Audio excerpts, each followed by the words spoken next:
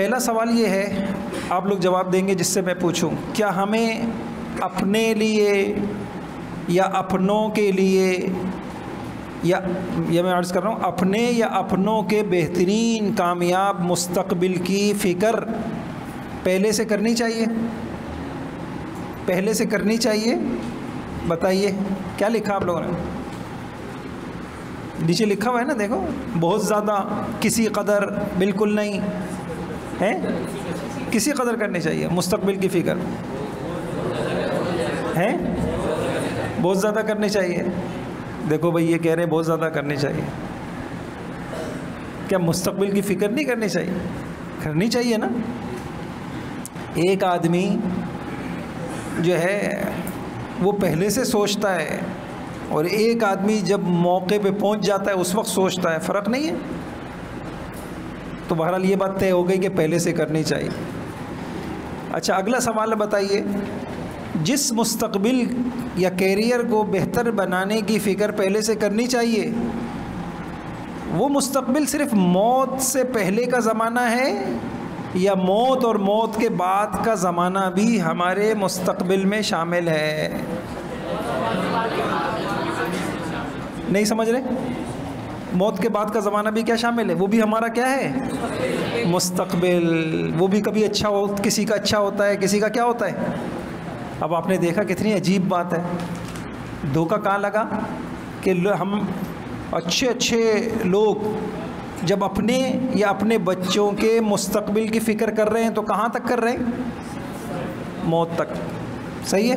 آگے بتائیے تیسرا سوال، انسان کو اپنے اور اپنوں کے کس مستقبل کے بارے میں زیادہ فکر مند ہونا چاہیے؟ دنیا کا مستقبل یا آخرت کا؟ کون سا مستقبل؟ آخرت کا۔ کوئی وجہ بتائے گا؟ کوئی بچہ بتائے کیوں بیٹا آخرت کے مستقبل کی کیوں زیادہ فکر کرنے؟ دنیا کا مستقبل کتنا ہے اور اس کے مقابل میں تو دنیا کا کیا ہوا؟ محدود، اور آخرت کا کیا ہوا؟ لامحدود۔ تو یہ عقل مندی ہوئی کہ انسان، یعنی اس کی مثال یوں سمجھیں، ایک انسان ایک محدود کی تو فکر کرے، اس کو سنوارنے کی کوشش کرے، اس کو بنانے کی کوشش کرے، اس میں اچھی گزر جائے اس کی کوشش کرے، اور لامحدود سے کیا ہو جائے؟ قطرے کی فکر ہو، سمندر کی فکر نہ ہو، ذرے کی فکر ہو اور پہاڑ کو نہ بجائے۔ یہ سمجھداری ہے؟ یہ کتنا بڑا دھوکہ ہم سب کو لگا ہوا ہے، کیا بچے، کیا نوجوان، بھئی یہ دنیا میری سنور جائے، یہاں میری خواہشات پوری ہو جائیں، یہاں میری زندگی مزے کی بن جائے، آخرت کے کوئی فکر نہیں۔ اس میں دیکھیں سورہ فجر کی آیتیں لکھی ہوئی ہیں نا، جب میں یہ بنا رہا تھا تو میں نے کچھ اشارے بھی یہاں دیے ہوئے ہیں آیتوں کے، تو یہ آیت میرے سامنے آئی، ادھر دیکھو، یا لیتنی قدمت لحیاتی۔ انسان مرے گا تو مرتے وقت حسرتیں ہوں گی اس کی۔ ایک حسرت یہ ہوگی، یا لیتنی قدمت لحیاتی، اے کاش، کریں ترجمہ، اے کاش میں نے اپنی حیات کے لیے، اپنی زندگی کے لیے کچھ کیا ہوتا۔ جب میں یہ لکھ رہا تھا تو یہ آیت جب پڑھی تو مجھے ایک سوال پیدا ہوا کہ ہم اپنی حیات کے لیے تو سب کچھ کر رہے ہیں، ڈاکٹر بن رہے ہیں، انجینئر بن رہے ہیں، ملازمتیں ہو رہی ہیں، دو ملازمتیں ہو رہی ہیں، تجارتیں ہو رہی ہیں، فیکٹریاں لگ رہی ہیں، صبح سے دیکھو آپ یہاں دیکھتے ہوگے گاڑیوں کے رش ہیں، دوڑ ہے، ایک بھاگ دوڑ ہے، یہ سب کس کے لیے؟ حیات کے لیے تو ہے۔ تو پھر اللہ پاک نے یہ شکوہ کیوں کیا؟ اے کاش، ہونا کیا چاہیے تھا؟ یا لیتنی قدمت لآخرتی، یوں ہونا چاہیے تھا نا، اے کاش کہ میں تو دنیا کی حیات کے لیے سب کچھ کرتا رہا، اے کاش کہ میں اپنی آخرت کے لیے بھی کچھ کر کے آتا، یوں ہونا چاہیے نا۔ میں نے کہا یار یہ کیا وجہ ہے کہ اللہ پاک نے یہ، تو میں نے تفسیریں دیکھی تو امام رازی رحمۃ اللہ علیہ نے اس کو حل کیا۔ انہوں نے کہا کہ اللہ تعالیٰ نے یہاں یہ نہیں کہا یا لیتنی قدمت لآخرتی، بلکہ یہ کہا یا لیتنی قدمت یہ اس لیے کہ آخرت کی جو حقیقی اور لامحدود زندگی ہے اس کے مقابلے میں اس کو اللہ زندگی نہیں مانتے، ہے ہی وہی زندگی۔ پھر ایک اور آیت کو انہوں نے کہا، وہ آیت ہے نا وَإِنَّ الدَّارَ الْآخِرَةَ لَهِيَ الْحَيَوَانُ وَإِنَّ الدَّارَ الْآخِرَةَ لَهِيَ الْحَيَوَانُ۔ بچوں اللہ کے واسطے دیکھو، آپ لوگوں کو سعادت کی بات ہے کہ بچپن میں یہ باتیں آپ کے کان میں پڑ رہی ہیں، آپ کو یہ باتیں کوئی سمجھا رہا ہے، ورنہ اللہ کی قسم لوگ وہ تو کوئی تبلیغ والوں کے ہتھے چڑھ گیا، ورنہ ساری زندگی کی دوڑ دھوپ کے بعد جب موت تک پہنچ جاتے ہیں کہ بیچاروں کو یہ سمجھ میں نہیں آتا کرنا کیا تھا، ہائے کیا کرتے رہے، کہاں بھاگتے رہے، کس دنیا کے پیچھے بھاگتے رہے، جہاں جانا ہے وہاں کے لیے تو ہم نے کچھ کیا ہی نہیں۔ ابھی میں ایک کتاب لکھ رہا تھا عمر ابن عبدالعزیز رحمۃ اللہ علیہ کے متعلق۔ ایک مرتبہ عمر ابن عبدالعزیز رحمۃ اللہ علیہ بادشاہ کے ساتھ سفر پہ گئے۔ بادشاہوں کے جب سفر ہوتے تھے تو اس دور میں، آج کل تو ہوٹل کا دور ہے، اس دور میں خیمے ساتھ ہوتے، ان کے پکوان بنانے کے لیے ان کے باورچی ساتھ ہوتے، ان کے خادم ساتھ ہوتے، ان کی باندیاں ساتھ ہوتی، اور یہ سارا نظام چلتا تھا۔ جب سب گئے تو بادشاہوں کے خیمے لگے، سب کے خیمے لگ گئے۔ تھوڑی دیر میں اس کو خیال آیا کہ عمر نظر نہیں آ رہے، تلاش کیا، سب اپنے اپنے خیموں میں بیٹھے ہوئے ہیں، اور عمر ایک جگہ بیٹھے ہوئے، کہیں کنارے پہ بیٹھے ہوئے کسی درخت کے نیچے رو رہے ہیں۔ انہوں نے جب بادشاہ نے کہا بھائی ان کو بلا کے لے کے آؤ، جب ان کو بلا کے لایا گیا کہ بھائی کیا وجہ ہے کہ آپ کا خیمہ نہیں ہے، تو انہوں نے کہا یہی کہ بادشاہ سے کہا کہ دیکھیے یہ دنیا کا عارضی سفر ہے، آپ نے خیمے کا بندوبست کیا، آپ نے سواریوں کا بندوبست کیا، آپ یہاں خیمے آپ نے لگا لیے، کھانے آپ کے لگ گئے، میرا خیمہ نہیں ہے۔ میں اسی سوچ میں بیٹھا ہوا ہوں کہ میں نے پہلے سے آخرت کے لیے، آگے کے لیے، سفر کے لیے کچھ نہیں بھیجا، تو میں یہاں پر بیٹھا ہوا ہوں۔ ایسے ہی آخرت کا ایک سفر ہوگا اور اس دن کوئی کسی کے کام نہیں آئے گا۔ اگر یہ دن رات ہماری غفلتوں میں بیٹا گزرتے رہے، ہم نے اپنی آخرت کو نہیں سوچا، بس دنیا اور ساری دنیا کی دوڑ ہے، اس کی گاڑی کیسی، اس کا بنگلہ کیسا، اس کی ملازمت کیسی، اس کی تنخواہ کیسی، میں بھی ایسا بنوں گا، میں بھی یوں کروں گا، بس یہی سوچتے سوچتے، اور موت جب اپنا پنجہ گاڑے گی اور روح نکلے گی، اور اس وقت فَكَشَفْنَا عَنْكَ غِطَاءَكَ، اس وقت بہت سی حقیقتیں نظر آئیں گی۔ میں اکثر کہتا ہوں موت کے وقت جو سب سے پہلا علم آپ کو آئے گا وہ یہ آئے گا، مال دولت کچھ نہیں تھا، عمل بہت بڑی قیمت تھی، کیا کر کے آئے، یہ سانسیں، یہ غفلتیں اور یہ گناہ، یہ نافرمانیاں، ہائے کیا کر کے لائے، یہاں تو سوائے عمل کے کچھ چلتا ہی نہیں ہے۔ سمجھ گئے بیٹا؟ تو بیٹا دیکھو یہ فیصلے کرنے کے دن ہیں آپ کے۔ ہاں یہ نہیں کہ ساری دنیا، دیکھو ایک بھیڑ چال ہوتی ہے بچوں، آپ ابھی اسکول کالج کے بچوں کے پاس بیٹھو اور بس ایسا یوں سمجھو کہ ایک نشہ چڑھا ہوا ہے، جیسے کسی نے کسی کو بے ہوشی کا انجیکشن لگا دے تو بے ہوش کو کچھ نہیں پتہ چلتا، ایسے ہمیں بے ہوشی کا انجیکشن لگا دیا، شہوتوں کا انجیکشن، خدا کی نافرمانیوں کا، لذتوں کا، چٹخاروں کا، بےہودگیوں کا ایسا انجیکشن نوجوانوں کو لگا ہوا ہے، کوئی چیز ہمیں سمجھا نہیں رہی۔ یہی عمر ابن عبدالعزیز رحمۃ اللہ علیہ تھے، ایک مرتبہ ان کے بیٹے کا انتقال ہوا، یہ لوگ تو بہت اللہ والے تھے، تو بے ہوش ہو کے گر پڑے۔ جب بے ہوش ہو کے گر پڑے تو انہوں نے اپنے خادمین سے، ملازمین سے، آس پاس والوں سے کہہ رکھا تھا کہ بھائی میری تربیت ہونی چاہیے، کوئی چیز مجھ میں آپ محسوس کریں جو خلاف معمول آپ مجھے بتایا کریں۔ تو بتانے والوں نے بتایا کہ یہ جو آپ بے ہوش ہو گئے بیٹے کی موت پہ، تو یہ اللہ کی رضا کے خلاف ہے، ایسا نہیں ہے۔ کہنے لگے تم سمجھے نہیں، بعد میں بیٹے کی موت کی وجہ سے، اس غم کی وجہ سے میں بے ہوش نہیں ہوا، میں بے ہوش اس خوف کی وجہ سے ہو گیا کہ موت کا فرشتہ میرے گھر میں چکر لگا کے چلا گیا۔ لیکن وہ عمر اس زمانے کے، ان کے پاس کیا زندگی تھی۔ آج دیکھو ہمیں کوئی خوف نہیں ہوتا، جنازہ اٹھا رہے ہیں، ہمارے گھروں سے جنازہ نکل جائے 2 گھنٹوں کے بعد ہمارے گھروں سے قہقہے گونج رہے ہوتے، اور ہم تصور ہی نہیں کر رہے کہ موت کتنی بڑی حقیقت ہے، قبر کتنی بڑی حقیقت ہے، میدان حشر میں کھڑا ہونا، اللہ کو جواب دینا، یہ کتنی بڑی چیزیں ہیں۔ تو طے کرتے ہو بچوں، کس مستقبل کو بناؤ گے بتاؤ؟ مقدم کس کو کرو گے؟ اچھا یہ دیکھو اگلا سوال دیکھو، انسان کو آپ نے کہہ دیا آخرت، اور وجہ لکھ دی آپ نے، کیا لکھ دی؟ کہ دنیا کا مستقبل موت تک وہ محدود ہے اور آخرت کا لامحدود ہے۔ عقل کا تقاضا کیا ہے؟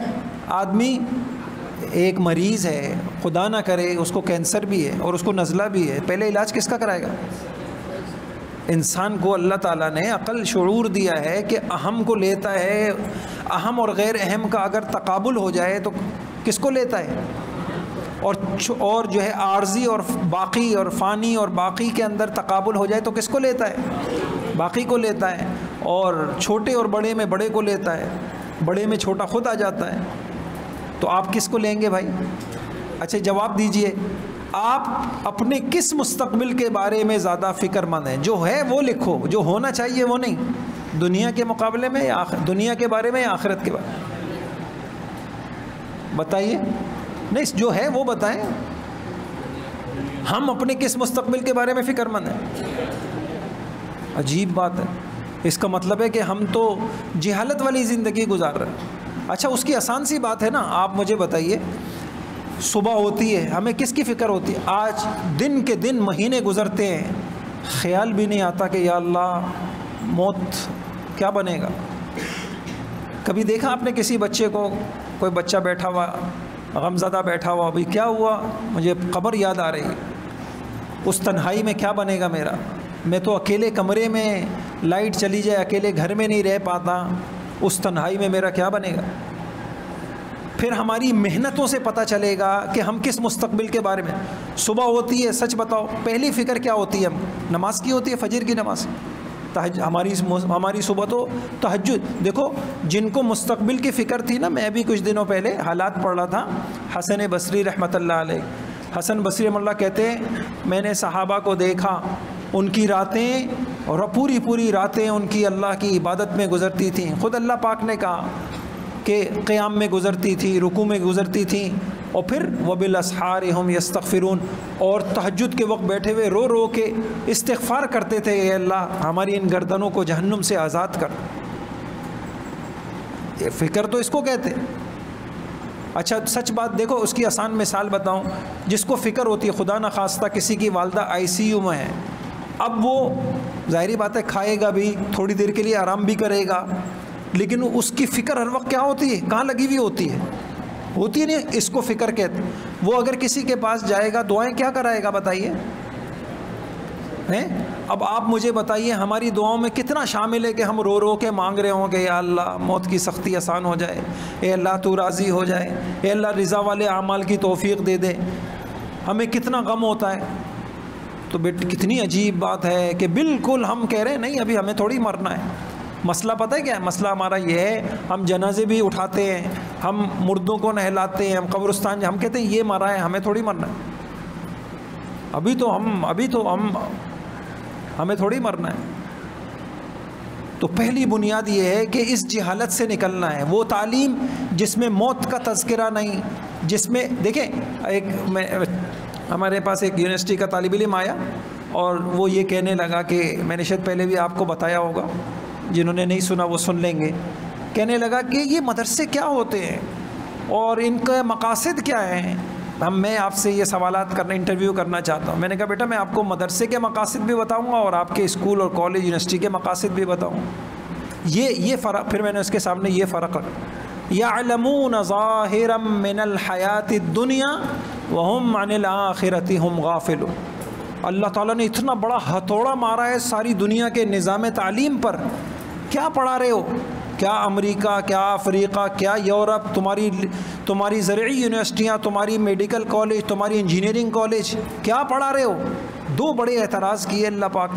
ایک ہتھوڑا اللہ پاک نے یہ مارا کہ تم ساری توانائیاں اتنے سے کو سنوارنے پہ لگا رہے ہو اور اتنا بڑے سے تم غافل ہو، یہ تمہاری جہالت کے لیے یہی کافی ہے۔ تمہارا نصاب اس میں آخرت کہاں ہے؟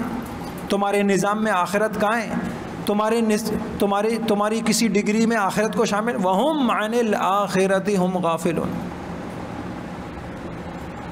سمجھ رہے بیٹا؟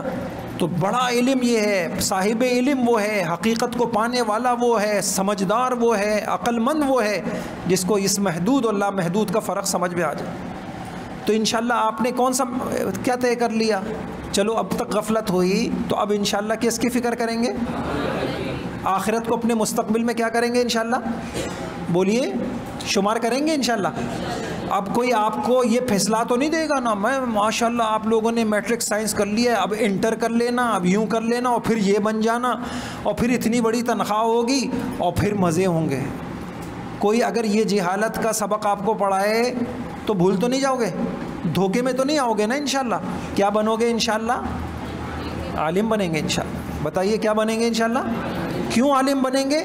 کہ ہم حضرت محمد صلی اللہ علیہ وسلم کے نائب بنیں گے انشاءاللہ۔ ہم دنیا کو یہ بھولا ہوا سبق یاد دلائیں گے انشاءاللہ۔ ہم دنیا کو ان غفلتوں سے نکالیں گے، جھنجھوڑیں گے۔ ہمارے خاندان اس بے ہوشی کے انجیکشن لگے ہوئے، ان بیچاروں کو نہیں پتہ مستقبل کیا ہے۔ صبح ہوتی ہے، شام ہوتی ہے، بیٹا زندگی یوں ہی تمام ہو رہی ہے، یہ سانس نکل رہے ہیں، زندگی پوری ہو رہی ہے، روز قبر کے قریب ہو رہے ہیں، موت پیچھے لگی ہوئی۔ تو انشاءاللہ کریں گے نا یہ؟ ہاں، اور یہ تذکرے بالکل نہیں کریں گے، یہ پڑھ لو گے یہ بن جاؤ گے، اور قسم کھا کے کہہ رہا ہوں کچھ بھی نہیں ہوگا۔ کل میں سن رہا تھا طارق جمیل صاحب کا بیان، مولانا طارق جمیل صاحب بیٹھے ہوئے تھے، سارے ڈاکٹروں کے اندر بیان کر رہے ہیں۔ مولانا کہنے لگے ڈاکٹروں سے، اگر میں ڈاکٹر ہوتا تو مجھے بلاتے کیوں؟ اس ملک سے اس ملک، اس دنیا سے اس دنیا بلا رہے، اگر میں بہت بڑا ڈاکٹر بھی ہوتا بلاتے تم؟ یہ اس علم کی شان ہے۔ اللہ کی قسم، جب یہ علم آتا ہے تو دنیا قدموں میں بیٹھتی ہے، پھر بشرطے کہ یہ علم نافع آیا ہو، علم نافع آیا۔ تو انشاءاللہ آپ نے کیا کرنا ہے؟ آپ نے کیا کرنا ہے انشاءاللہ؟ عالم بننا ہے انشاءاللہ۔ ایک ہی تو زندگی ہے بیٹا، یہ نہیں کہ ایک زندگی میں ڈاکٹر بن جائیں گے، دوسری زندگی میں کیا بن جائیں گے؟ ہاں، یہاں دنیا میں ڈاکٹر بن جائیں گے اور قبر میں جائیں گے نا، فرشتہ سے کہیں گے یہاں عربی بھی سکھا دے، عالم بھی بنا دے۔ نہیں سمجھے؟ تو بس ایک ہی تو زندگی ہے، اپنے فیصلے خود کرو۔ یہ تبلیغ میں جاتے ہیں نا نوجوان، بڑی بڑی تعلیم یافتہ، آپ یقین جانو جب زندگی سامنے آتی ہے۔ ہم نے جب مدرسہ کھولا، یہ دیکھو یہ بیٹھے ہوئے شروع کے طالب علم، آپ نے دیکھا شاہد اور یہ سارے ایک پائلٹ تھے، پائلٹ، اور بالکل جو ہمارے پہلے شاگرد تھے نا وہ ہم سے بھی عمروں میں زیادہ تھے، اور جو ہے وہ کیا تھے، سارے تبلیغ میں گئے، زندگی سامنے آئی، بس کہنے ہائے یہ کیا کیا ہم نے۔ وہ اپنا وصیت نامہ مستقل ساتھ رکھتا تھا، انہیں کوئی چیز ایسی وہ کر کے رکھی ہوئی تھی، اور جب ان کے انتقال پہ وہ وصیت کھول کے پڑھی گئی، کہا میں دنیا کے پیچھے بہت بھاگا، مجھے کچھ نہ ملا، روتا تھا وہ۔ یہ لاکھوں لوگوں کو زندگی خدا کی قسم سمجھ میں آ رہی ہے، لاکھوں ڈاکٹر تڑپ رہے ہیں کہ ہمیں قرآن پڑھ لیتے، ہم حدیثیں پڑھ لیتے، پھنس چکے ہیں۔ کوئی بہت عالی ہمت ہو وہ بن جاتا ہے، آگے کچھ پڑھ لیتا ہے، ورنہ لاکھوں تڑپ رہے ہیں، نہیں سمجھے؟ اور اس ایک بہت بڑے سلمان آصف وہ ہمارے یہاں آئے، اب آ کے یہ کہنے لگے میں نے جو کچھ پڑھا میں نے بھوسا لیا ہے اپنے سر پر۔ اتنا بڑا فلسفی کہ وہ یہاں آ کے اعلان کرے، اور اتنا فلسفہ انہوں نے پڑھا تھا ہال کے ہال بھر جاتے ہیں۔ کہنے لگے جب میں نے امام غزالی کی احیاء العلوم پڑھی، میری زندگی کی سوچ بدل گئی کہ یار یہ تو ہمیں بھوسا اور کیا بیکار چیزیں ہم کو پڑھتے رہے، ہم بے حقیقت چیزیں۔ تو بیٹا حقائق تو قرآن میں ہے، حقائق تو اللہ بتائیں گے، تو کہیں کوئی دھوکے میں نہ ڈالے آپ کو انشاءاللہ، ٹھیک ہے؟ انشاءاللہ مضبوط رہو، ساری دنیا آپ کو کھینچے، آپ بولو نہیں بھائی، آپ مجھے پہلے یہ والا سوال حل کر دیں کہ میں یہ بن گیا، یہ بن گیا، یہ بن گیا، پھر کیا ہوگا؟ جی اچھی ملازمت ہوگی، اچھی تجارت ہوگی، پھر کیا ہوگا؟ اچھے پیسے ہوں گے، پھر کیا ہوگا؟ پھر کیا ہوگا بتائیے؟ نہیں، پھر کیا ہوگا بتائیے؟ آپ بولیں گے جی اچھا کھا لیں گے، اچھا پی لیں گے، تو ایک سوال تو یہی ہوتا ہے کہ اچھا کھا لینا پی لینا اچھی زندگی کا نام ہے؟ اچھا کھانا اچھی پہنا اچھی زندگی کا نام ہے. سکون مل گیا لوگوں کو. کیوں ڈپریشن کے شکار ہو رہے ہیں؟ کیوں اسپتال بھرے ہوئے ہیں, پاگل خانے بھرے ہوئے ہیں, ڈپریشن کا لوگ خودکشیاں کر رہے ہیں. پہلے کافروں میں سنتے تھے, اب مسلمان بھی کر رہے ہیں. کیوں یہ زندگی ناکامی؟ رشتوں میں ناکام, باپ بیٹے کی نہیں بن رہی, میاں بیوی کی نہیں بن رہی, طلاقوں کی کثرت ہے, آپس کے جھگڑے ہیں, لڑائیاں ہیں, میراث کے جھگڑے ہیں, بھائی کی شکل نہیں دیکھنا چاہ رہا, جائیدادوں کے جھگڑے ہیں. کیا کون کس دنیا کی بات کر رہے ہیں آپ؟ یہ سوال آپ نے کرنا ہے نہیں کرنا؟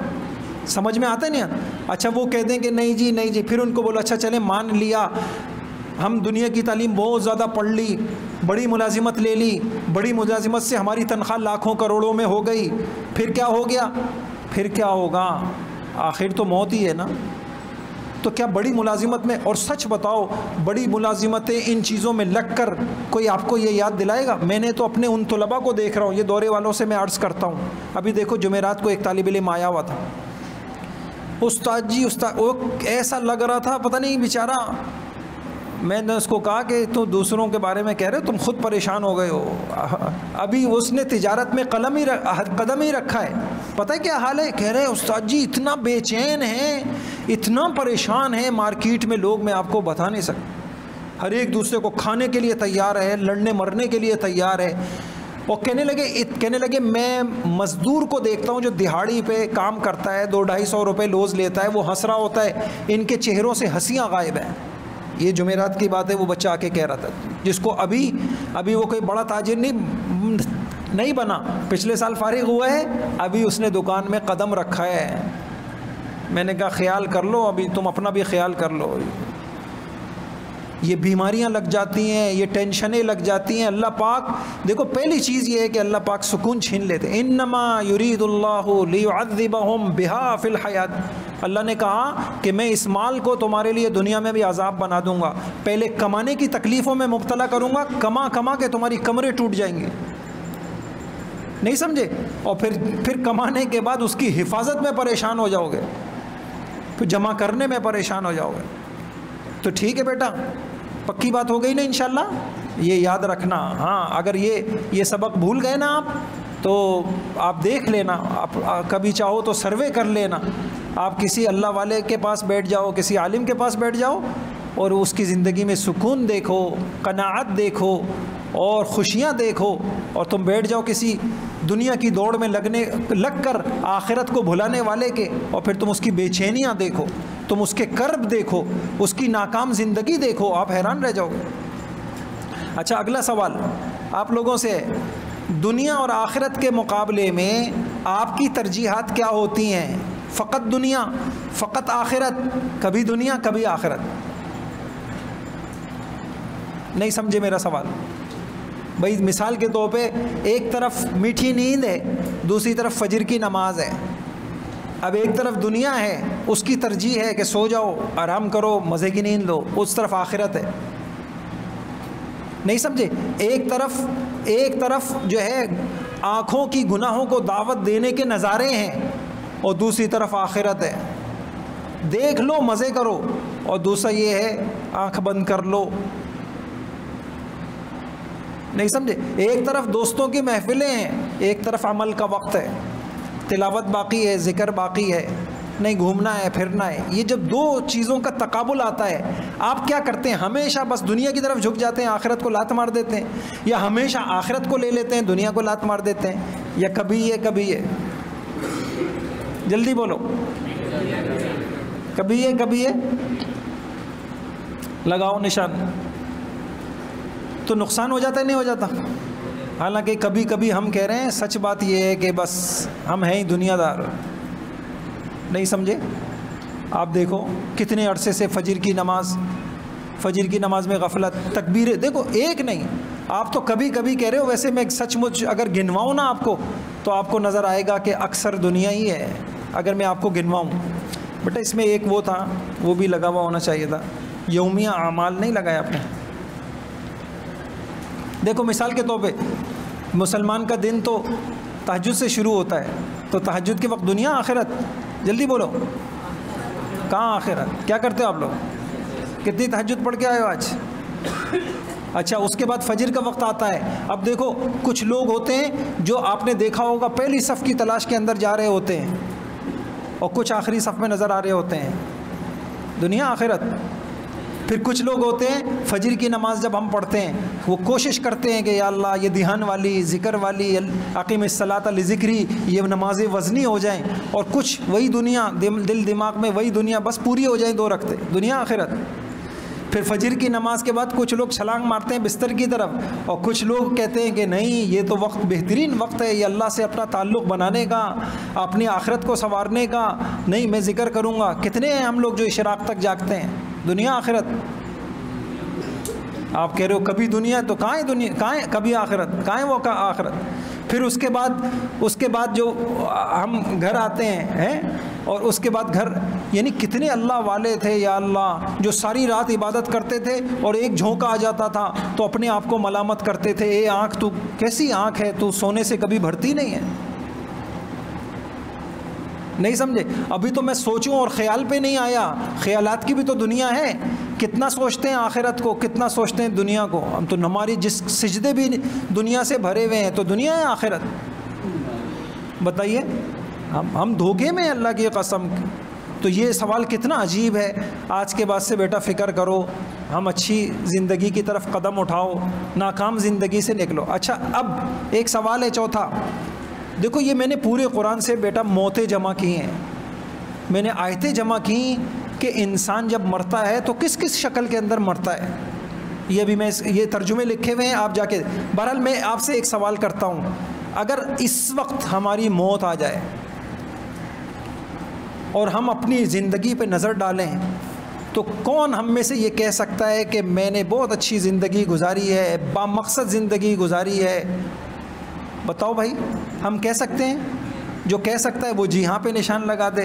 جو یہ سمجھتا ہے کہ نہیں بڑی غفلتیں ہیں, میری تنہائیاں, میری آنکھوں کا دیکھنا, میرے حقوق تلفی, ماں باپ کو ناراض کرنا, اللہ کے حکم توڑنا, میری زندگی تو بھری پڑی ہے نافرمانیوں سے.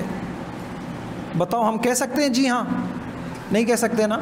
تو بتاؤ جب اس وقت, اور ہم کس انتظار میں ہیں بھائی؟ جب نہیں کہہ سکتے تو بدلنا چاہیے, توبہ والی رونے دھونے والی زندگی شروع کرنی چاہیے. اچھا آگے دیکھو, اب میں موتوں کے نام لیتا ہوں, آپ خود ہی ٹک کر کے لگانا کہ آپ کو کون سی موت پسند ہے. آپ کیا چاہتے ہیں کہ جب ہماری موت آئے تو کس حال میں موت آئے؟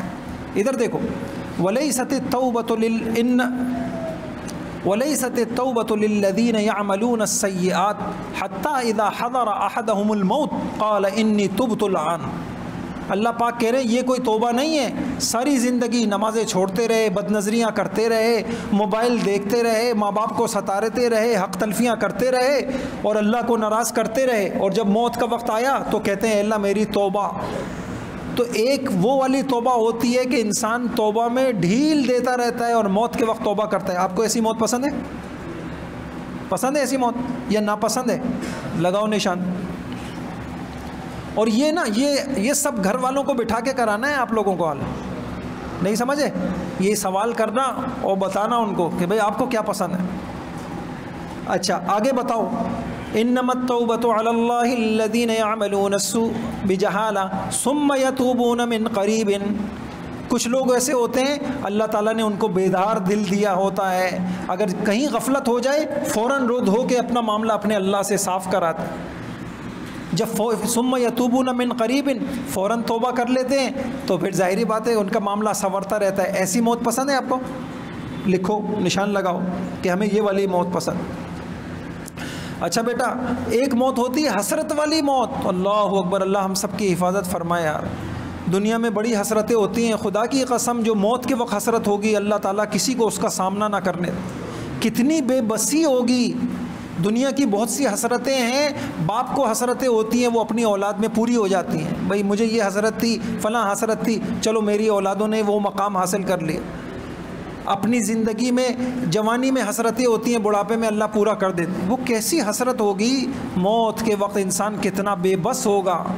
اس وقت کی آہ کتنی بڑی آہ ہوگی. تو آپ میں سے کوئی چاہتا ہے کہ خدا نخواستہ آپ کو ایسی موت آئے کہ بس ہم اس وقت حسرت ہی حسرت میں رہ جائے، ہائے یہ کر لیتے، ہائے نمازیں نہ چھوڑتے، ہائے اپنے استادوں کی بات مان لیتے، سیدھے بیٹھو بیٹا سیدھے بیٹھو، ہائے اپنے استادوں کی، ہائے اپنی تنہائیوں کو پاک کر لیتے، ہائے اللہ کو ناراض نہ کرتے، کیا کر کے آئے؟ ایسی موت چاہیے آپ کو ہیں؟ یہ دیکھو کیا ہے، حتی اذا جاء احدهم الموت قال رب ارجعون لعلی اعمل صالحا فیما ترکت کلا انہا کلمۃ هو قائل، اے کاش جب موت آئی اب کہہ رہا ہے کہ میں عمل صالح کر لیتا، میں فجر نہ چھوڑتا، ایک رات ہی تو اتنی بڑی راتیں تھیں، اٹھ جاتا کچھ راتوں کو، کرتا میں کچھ توبہ، پڑھتا میں قرآن، کرتا کوئی لمحہ میں غفلت کا نہ گزارتا، ہائے جب دیکھے گا نا آگے موت کھڑی ہے۔ تو ایسے ہی بتائیے یہ پسندیدہ حسرت والی موت پسند ہے آپ کو؟ نہیں پسند۔ آگے دیکھیے ایک اور موت لکھیے، یا لیتنی قدمت لحیاتی، ہائے کاش، یہ دیکھو حسرت، اے کاش، یہ حسرت ہوگی موت کے وقت کہ میں نے کچھ کیا ہوتا، یہ پسند ہے آپ کو؟ لگائیے نشان۔ اچھا آگے دیکھیے ایک ہوتی ہے بیٹا ذلت کی موت، اللہ اکبر، موت کے وقت فرشتے مار رہے ہوتے ہیں، وَلَوْ تَرَىٰ إِذْ يَتَوَفَّى الَّذِينَ كَفَرُوا الْمَلَائِكَةُ يَضْرِبُونَ وُجُوهَهُمْ وَأَدْبَارَهُمْ، فرشتے مار رہے ہیں، پیٹ رہے ہیں، تذلیل ہو رہی ہے، توہین ہو رہی ہے، ذلت ہے اور روح قبض کی جا رہی ہے۔ ایسی ذلت کی موت پسند ہے کسی کو؟ نہیں پسند، لگائیے نشان۔ اچھا بیٹا ایک موت ہوتی ہے غفلت کی موت، تیاری نہیں تھی، دیکھو نا ایک بچہ ہوتا ہے غفلت میں رہا، بس ایک دم امتحان سر پہ آ گیا۔ اب جن بچوں نے تیاری کی ہے وہ خوش و خرم ہیں، اور ایک بچہ وہ ہے جو غفلت۔ اب ایک ہے وجاءت سکرۃ الموت بالحق ذلک ما کنت منہ تحید، یہ موت کی سختی آ گئی، اس سے تم بھاگتے تھے اور تم اس سے اپنے آپ کو بچاتے تھے، آج بچا کے دکھاؤ۔ تو آپ چاہتے ہیں غفلت کی موت مرنا؟ ناپسند ہے پسند؟ اچھا آگے دیکھیے ایک اور غفلت کی موت قرآن، کلا اذا بلغت التراقی وقیل من اراق وظن انہ الفراق والتفت الساق بالساق الى ربک یومئذ المساق فلا صدق ولا صلی ولكن کذب، نہ تو نے نماز پڑھی نہ تو نے آخرت کی تیاری کی، تو بھاگتا رہا دین سے، دینداروں سے، نیکوں کی محفلوں سے۔ ایک یہ موت ہوتی ہے، پسند ہے آپ کو؟ نہیں پسند۔ ایک ہوتی ہے بیٹا کامیاب ترین موت، کامیاب ترین کس کی؟ فَأَمَّا إِن كَانَ مِنَ الْمُقَرَّبِينَ فَرَوْحٌ وَرَيْحَانٌ وَجَنَّةُ نَعِيمٍ، سبحان اللہ، کامیاب ترین لوگوں کی موتیں ہیں۔ ابھی میں دکھاتا ہوں، یہ چلائیے گا آپ، لگایا وہ کر لے۔ فَأَمَّا إِن، میں نے کہا تھا ان کو کہ بنانے ترتیب، اچھا چلے میرے موبائل میں ہے، وہ چل سکتا ہے یہ۔ فَأَمَّا إِن كَانَ مِنَ الْمُقَرَّبِينَ، موبائل سے چل جائے گا، واٹس ایپ پہ ایک چیز دکھا رہا میں آپ کو، ہیں چلاؤ لگاؤ سنو بیٹا، کامیاب ترین موت، اللہ اکبر، دنیا میں سختیاں برداشت کرتے رہے، نافرمانیوں سے بچتے رہے، اللہ کو راضی کرتے رہے، بس موت کا وقت آیا، مزے ہی مزے، فرشتے آ رہے ہیں، ہر فرشتہ خوشخبریاں دے رہا ہے، خوشبوئیں ہیں، مزے ہیں، آگے کے مستقبل کی بشارتیں ہیں۔ مقرب، ابھی بیان میں بھی کہہ رہے تھے اجتماع، دیکھو مقرب صحابہ، مقرب لوگ تو بہت تھوڑے ہوں گے، ثلۃ من الاولین وقلیل من الاخرین، بڑی محنت کرنا پڑے گی۔ اچھا آپ کہہ رہے ہیں یہ مجھے پسند ہے، تو لگائیے پسندیدہ موت۔ ایک ہوتی ہے کامیاب موت، وَأَمَّا إِن كَانَ مِنْ أَصْحَابِ الْيَمِينَ فَسَلَامٌ لَكَ مِنْ أَصْحَابِ الْيَمِينَ، ایک ہوتے ہیں دائنے ہاتھ والے، تفریق بیٹا، تین گروہ بنا دیں گے اللہ پاک، یہ مقربین ہیں، یہ اصحاب الیمین ہیں، اور یہ جہنمی ہیں۔ کون سی کامیاب موت؟ اچھا بیٹا ایک موت ہوتی ہے ناکامی والی موت، پسند ہے آپ کو؟ اچھا ایک موت ہوتی ہے بے خوفی کی موت، ادھر دیکھو، ان الذين قالوا ربنا الله ثم استقاموا تتنزل عليهم الملائكه الا تخافوا ولا تحزنوا، بیان میں اس مرتبہ کہہ رہے تھے خوف ہوتا ہے مستقبل کا، حزن ہوتا ہے ماضی کا۔ اللہ اکبر، آج دنیا کے اندر جو انسان آنکھ کھولتا ہے نا، یہ ڈپریشن، یہ کیا ہے؟ یہ خوف ہے۔ جو ہر انسان چھوٹے چھوٹے خوف ہے، میرا کاروبار نہیں چلا تو کیا ہوگا، پیسے نہیں ملے تو کیا ہوگا، یہ نہیں ہوا تو کیا، وہ نہیں ہوا تو کیا ہوگا۔ جب موت، دیکھو سفر پہ جاتے ہیں کتنے خوف ہوتے ہیں، یار کوئی سامان رک نہ جائے، فلاں نہ ہو جائے، اور فلاں یہ نہ ہو جائے، مجھے روک نہ لیا جائے، وہاں میں جا رہا ہوں۔ آخرت کا جب مستقبل ہوگا، بیٹا ادھر دیکھو آپ لوگ، آخرت کو جب جا رہے ہوں گے اس سفر پہ اگلی منزل کا کتنے خوف ہوں گے، تو فرشتے آ کے کیا کہیں گے؟ لا تخاف، ڈرو مت، بس تم دنیا میں ڈرتے رہے، اب آگے ڈرنے کی ضرورت نہیں ہے، اب تو مزے ہی مزے ہیں۔ اور ماضی کا غم نہیں کرو، یہ چھوٹ گیا، یہ چھوٹ گیا، یہ چھوٹ گیا، اتنا دیں گے ہم تم کو، وہ ساری چیزیں تم کو نہیں سمجھے؟ تو یہ والی موت چاہتے ہیں آپ؟ نہیں آئے سمجھ؟ تو پھر کیا کرنا ہوگا مجھے بتائیے؟ وہاں کے خوف سے نجات چاہیے تو دنیا میں بے خوفی کی زندگی گزارنی ہوگی، خوف والی۔ بس بھائی ڈرنا تو ہے، ادھر ڈر لو کہ ادھر ڈر لو۔ تو آپ کیا چاہتے ہیں کہ تھوڑی مدت میں ڈر لیں، زیادہ مدت میں بے خوفی کی زندگی گزاریں، یا تھوڑی مدت میں بے خوف ہو کر ہمیشہ ہمیشہ کے خوف میں مبتلا ہونا چاہتے ہیں؟ کیا چاہتے ہیں بھائی؟ تھوڑی سی مدت میں ڈر لو۔ ڈرنا کس کو کہتے ہیں؟ دیکھو مولانا بیان میں ایک بہت زبردست بات کہی اس مرتبہ، والذین جاہدوا فینا لنہدینہم سبلنا، کمال کی بات کی ہے، بہت بڑے عالم فرمانے لگے جو دین کے لیے کوششیں کرتا ہے، محنتیں کرتا ہے، اللہ اس کو ہدایت دیتے ہیں۔ کہا وہ ہدایت کیا ہے؟ وہ ہدایت اس کے دل میں خوف ڈالتے ہیں اللہ، وہ ہدایت یہ ہے کہ اس کے دل میں کیا ڈالتے ہیں اللہ؟ اب اس کے دل میں کھٹک پیدا ہو گئی، یہ کام کروں گا کہیں اللہ ناراض نہ ہو جائے۔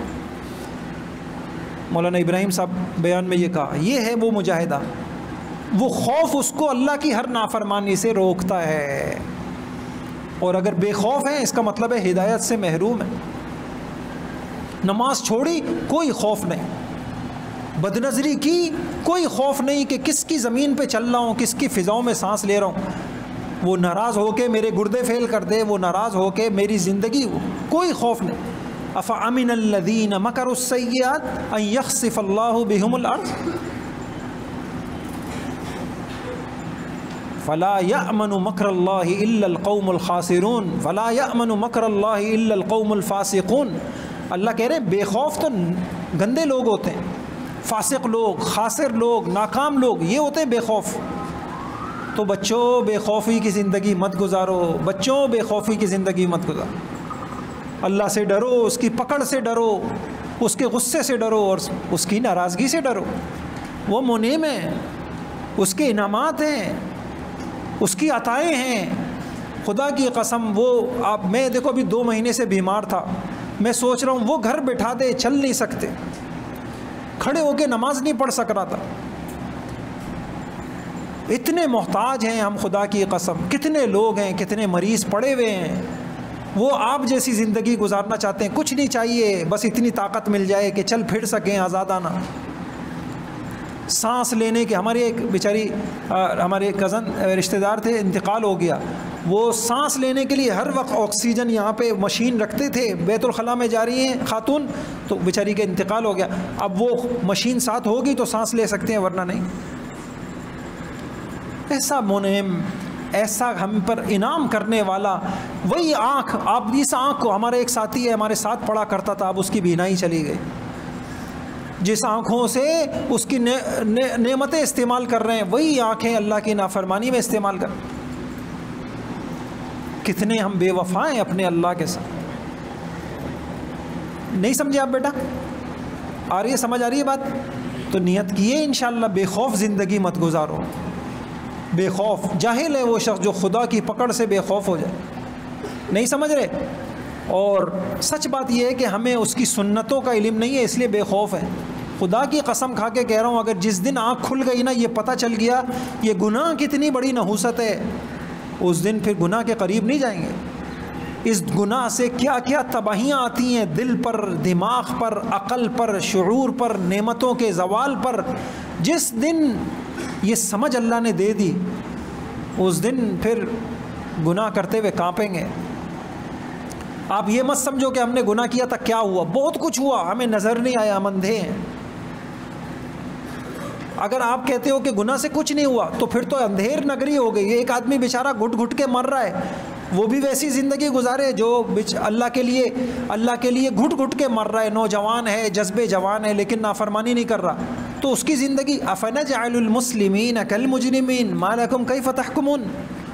اللہ کہہ رہے مسلم اور مجرم کو میں ایک جیسی، بلکہ یہ والی جو آیت ہے نا، اس میں دیکھو سواء محیاہم ومماتہم، تم کیا سمجھتے ہو ماننے والے نہ ماننے والوں کی زندگی اور موت میں ایک جیسی کر دوں گا؟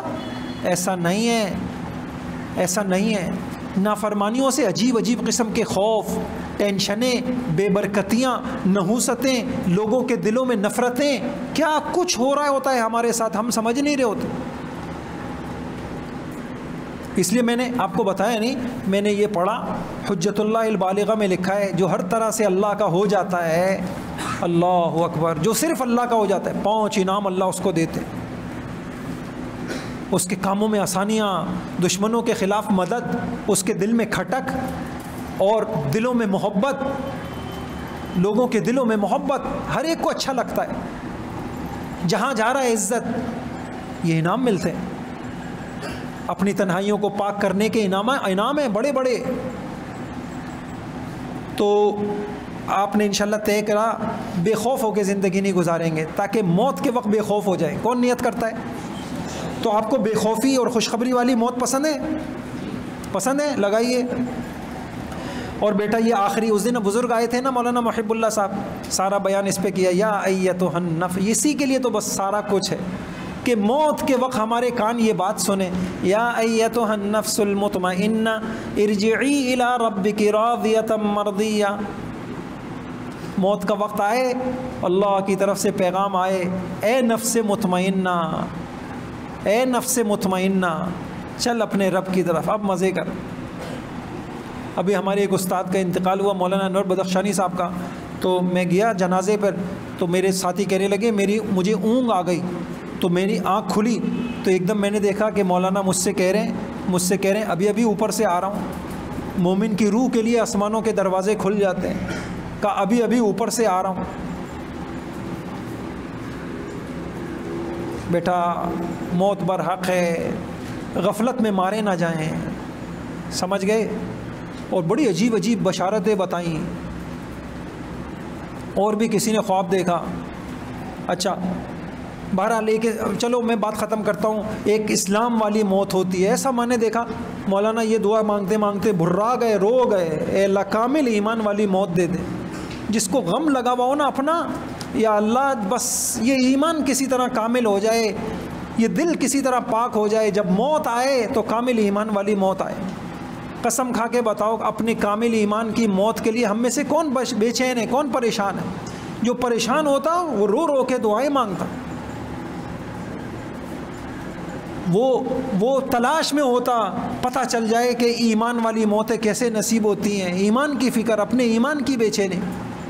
مولانا ابراہیم صاحب یہ جو دعا مانگی کامل ایمان کی دعا پہ بہت روتے ہیں، سلامتی والی موت۔ اچھا ایک ہوتی ہے شہادت کی موت، پاکیزہ اور سلامتی والی موت، ناپاک موت، قابل رشک موت، بس میں اشارہ کر ہجرت کی موت۔ ادھر دیکھو بیٹا، یہ صفحہ 3 کے آخر کا ایک جواب دو۔ آپ کو یہ ساری موتیں اچھی موتیں پسند ہیں نا، اور بری موتیں ناپسند ہیں نا؟ آگے ایک سوال کا جواب دو، سوال نمبر 5 لکھا ہوا ہے، کیا یہ کہنا صحیح ہے جیسی زندگی ویسی موت؟ یہ صحیح نہیں ہے، یہ کہنا صحیح ہے جیسی زندگی ویسی موت، صحیح ہے یہ؟ کیا ہو گیا؟ صحیح ہے نا؟ آپ کو موت یہ والی پسند ہے اور موت اچھی پسند ہے، زندگی گندی پسند ہے، کیسے ہوگا ایسا؟ جیسی زندگی گزارو گے، کلمے والی زندگی، ایمان والی زندگی، خدا خوفی والی زندگی تو پسندیدہ موت، آزادی والی زندگی، خدا کی نافرمانی والی زندگی تو ناپسندیدہ موت۔ تو زندگی ناپسند تو موت بھی ناپسند، زندگی اچھی تو صحیح ہے نا؟ یہ تو ہم کتنے بے وقوف ہیں، ہم زندگی گندی چاہتے ہیں اور موت اچھی چاہتے ہیں، ایسا ہوگا؟ زندگی ناپاک اور موت پاکیزہ، زندگی کلمے کے خلاف اور موت چاہتے ہیں سب کلمے والی۔ آپ میں سے کون چاہتا ہے کہ سجدے کی حالت میں میری موت آئے؟ کون نہیں چاہتا؟ اور فجر کے سجدے غائب؟ کون چاہتا ہے کہ مسجد میں میری موت آئے؟ اور ہم تو مسجد سے بھاگتے ہیں. کتنے بے وقوف ہیں, کتنی حماقت والے. اچھا ہم ایک ورک شاپ لے رہے تھے, انہوں نے کہا ہم مسلمانوں کا حال یہ ہے, ادھر دیکھو, تم میں سے کون چاہتا ہے خدا نخواستہ میں اتنا مریض ہو جاؤں, کرسی پہ بیٹھ کے نماز پڑھوں؟ کوئی چاہتا ہے؟ آپ میں سے کون چاہتا ہے مجھے بلڈ پریشر ہو جائے؟ کون چاہتا ہے مجھے شوگر ہو جائے؟ کوئی چاہتا ہے؟ لیکن ہم کھانے کیسے کھاتے ہیں؟ صحت والے, بیماری والے. تو عجیب, ہم ایسے بے وقوف ہیں بالکل. زندگی بیماریوں والی اور چاہتے صحت ہیں, زندگی جو ہے آزادی والی اور چاہتے زندگی بری موتوں والی اور چاہتے کیا ہیں؟ او بھائیوں بچوں, اس سے نہیں. تو یہ کہنا صحیح ہے نا؟ اب آپ اچھا ایک شخص ہے جو یوں کہتا ہے مجھے کلمے والی اور ایمان والی میں موت چاہتا ہوں لیکن امانت داری والی زندگی نہیں چاہتا. ادھر دیکھو خیانت ہو رہی ہے, پیسوں کی, چیزوں کی, اس کی چیز اٹھا لی, اس کا پیسہ ہڑپ کر لیا, خیانتیں ہو رہی ہیں. اور کیا کہہ رہے ہیں کہ جب موت آئے تو میرا شمار کہاں لکھا ہوا ہو؟ امانت دار لوگوں میں لکھا. اگر کوئی اس طرح کہے گا تو آپ اس کو کیا کہیں گے بھائی؟ کیا کہیں گے؟ اب وہ بے وقوف کون ہے؟ جلدی بولو, وہ بے وقوف کون ہے؟